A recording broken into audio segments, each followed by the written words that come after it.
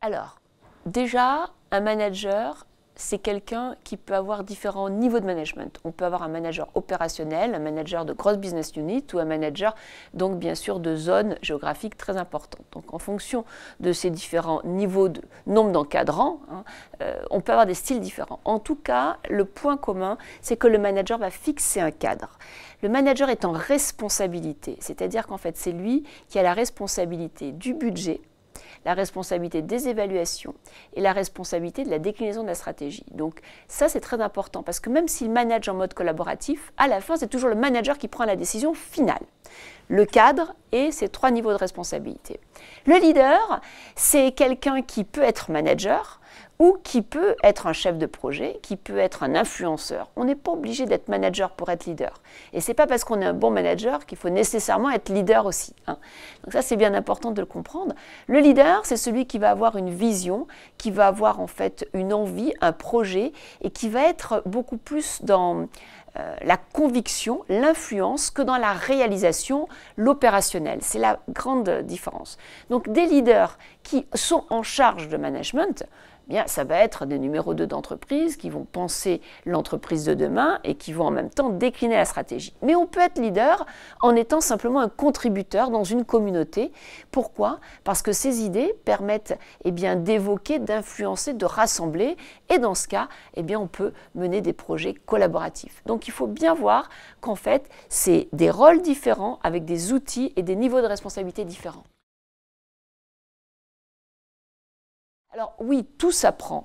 Pourquoi? Parce que l'homme, dans sa vie professionnelle, évolue, change, se questionne et en même temps, il va vers soit de l'expertise, soit au contraire plus de management, mais en tout cas, le leadership qui est essayer de comprendre les choses s'affine avec le temps. On devient plus empathique, on apprend de ses erreurs, on sait écouter, on sait se remettre en question et on sait aussi être influencé par de la géopolitique, de la curation, les réseaux sociaux et donc penser différemment demain. Donc je pense que tout s'apprend, même si quand même être un leader au départ demande quelques caractéristiques personnalisées.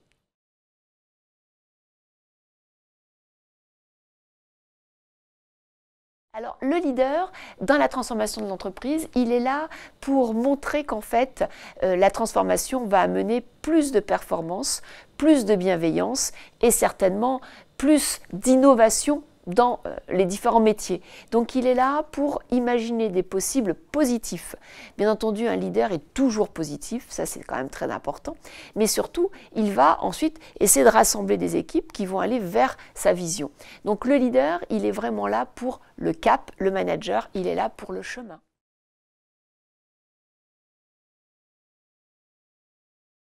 Alors je pense que ça se fait totalement naturellement. Vous avez des managers qui sont en même temps des leaders et des leaders qui sont dans des rôles un peu offshore sans être manager tout en étant expert ou contributeur ou simplement… Vous savez, un jour, je faisais une étude de cas au sein du Learning Lab Human Change et on examinait des files d'attente et on s'apercevait qu'en fait, dans des personnes qui répondaient aux clients, c'était dans des services publics, vous aviez des leaders. Pourquoi? Parce que tout d'un coup, il y avait tellement de monde dans le hall qu'une personne s'est levée et a décidé d'organiser la file d'attente en donnant à chacun des petits questionnaires pour savoir comment répartir et en étant à l'écoute des réclamations de chacun. Et en fait, elle a géré le problème en une demi-heure. Donc en fait, son métier n'était pas un métier de manager. Elle n'a pas été formée au leader, mais elle l'a fait naturellement. Et c'est ce qu'on attend aujourd'hui dans l'entreprise, d'avoir des personnes qui s'autorisent à être leaders.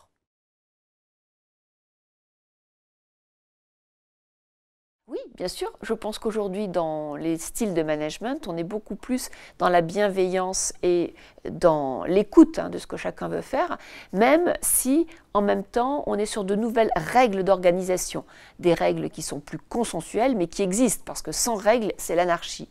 Donc, je pense qu'on est à une maturité avec la transformation numérique où on écoute les collaborateurs, d'autant plus que leurs propositions seront super importantes avec l'arrivée de l'IA et l'arrivée des systèmes où justement les collaborateurs vont avoir plus de temps pour réinventer leur métier.